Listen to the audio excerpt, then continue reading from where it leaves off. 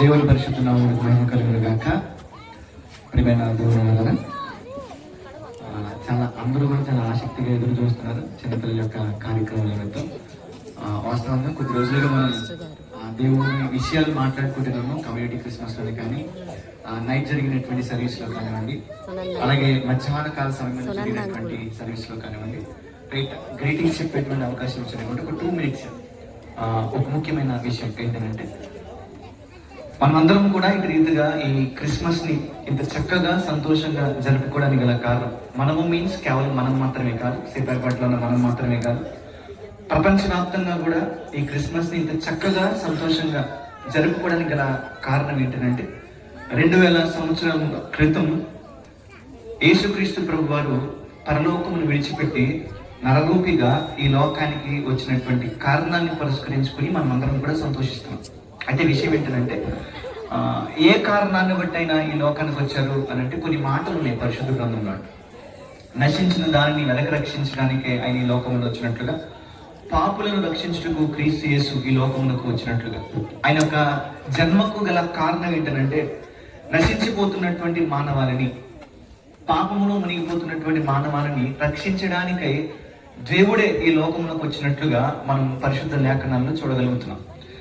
నేను చెప్పడానికి ఇష్టపడుతున్న విషయం ఏంటంటే, ఆ కారణాన్ని సార్థకం చేసుకోకుండా, ఏ కారణం చేత అయితే ఆయన వచ్చారో ఆ కారణాన్ని మన జీవితంలో ఫుల్ఫిల్ చేసుకోకుండా మనం ఎన్ని క్రిస్మస్లు చేసుకున్నా బహుశా వ్యర్థమే అని అనుకుంటాం. ఉదాహరణ, పిల్లలు స్కూల్కి ఎందుకు వెళ్తారు అని అంటే దానికి ఒక కారణం ఉంది. వాళ్ళు చక్కగా చదువుకోవాలి, చదువుకున్న తర్వాత వాళ్ళు మంచి పర్సంటేజ్ తెచ్చుకోవాలి, దానిని బట్టి వారు మంచి ఉద్యోగాలు తెచ్చుకోవాలి, చక్కగా సంపాదించుకోవాలి, మంచిగా బ్రతకాలి అనేటువంటి ఒక ఆలోచన. స్కూల్కి ఎందుకు వెళ్తారంటే మంచిగా చదువుకోవడానికి.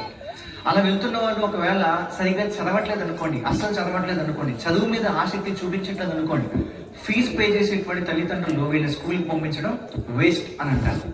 అలాగే డ్యూటీకి వెళ్ళేటువంటి వాళ్ళు, ఆఫీస్కి వెళ్ళేటువంటి వాళ్ళు కానివ్వండి, పనికి వెళ్ళేటువంటి వాళ్ళు కానివ్వండి, దేనికోసం వెళ్తారు అని అంటే వారు కష్టపడి పని చేసి వచ్చినటువంటి జీతం కోసం వాళ్ళు వెళ్తారు, బ్రతకాలి కాబట్టి. ఒకవేళ అంత కష్టపడినా సరైనటువంటి జీతం లేదా కూలి లేదా సరైనటువంటి డబ్బులు మనకు రాకపోతే వచ్చేటువంటి ఆలోచన ఏంటంటే, ఇంత కష్టపడుతున్నాం, ఇంత బాగా పని చేస్తున్నాం, కానీ దానికి సంబంధించిన కూలి లేదా దానికి సంబంధించిన జీతం మాకు సరిగ్గా రావట్లేదు, ఎంత కష్టపడినా వేస్ట్ అని అనిపిస్తూ ఉంటుంది ప్రియమైన దేవుని వల్ల.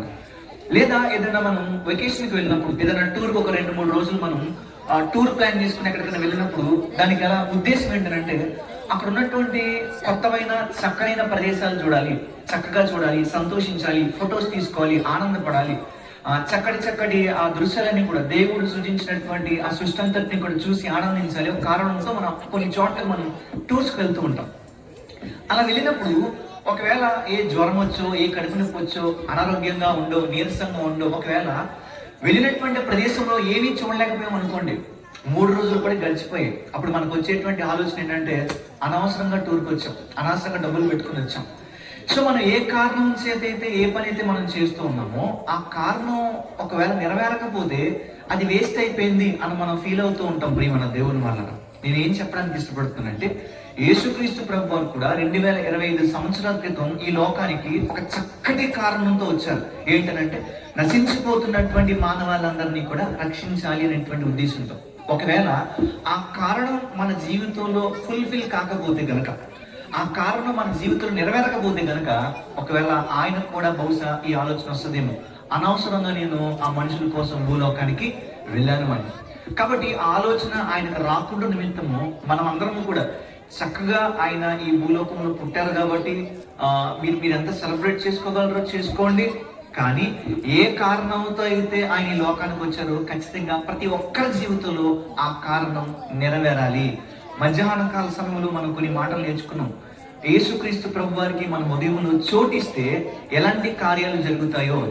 ఆయనకు చోటు ఇవ్వడం అంటే కేవలం క్రైస్తవులుగా మాత్రమే కాదు. ఆయనకు ఉన్నటువంటి మంచి మనసు ఏంటంటే, ఏ కులానికి కానీ, మతానికి కానీ, ప్రాంతానికి కానీ, భాషకు కానీ, లేదా స్త్రీలింగ అనేటువంటి ఎటువంటి వ్యత్యాసము కానీ, లేకపోతే ధనికులు పేదవాళ్ళు అనేటువంటి ఏ వ్యత్యాసం లేదు. ప్రపంచంలో ఉన్న ఎవరు ఆయనకి మనసులో చోటిచ్చినా కూడా ఆయన అద్భుతమైన కార్యాలు చేయడానికి సిద్ధంగా ఉన్నారు. కాబట్టి ముగించే ముందు మరొకసారి చెబుతున్నాను, ప్రతి ఒక్కరూ వారి వారి జీవితంలో ఆయన్ను ఆహ్వానించాలి.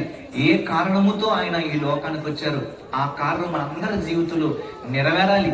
నిజమైనటువంటి క్రిస్మస్ ఆనందాన్ని మనము, మన కుటుంబాలు, సర్వ మానవాళి అనుభవించాలని కోరుకుంటూ ఈయన కొద్ది మాటలు ముగిస్తున్నాను. చెప్పబడిన మాటలు మనందరి ఆత్మీయ జీవితంలో మెండుగా ఫలించును గాక. ఆమేన్.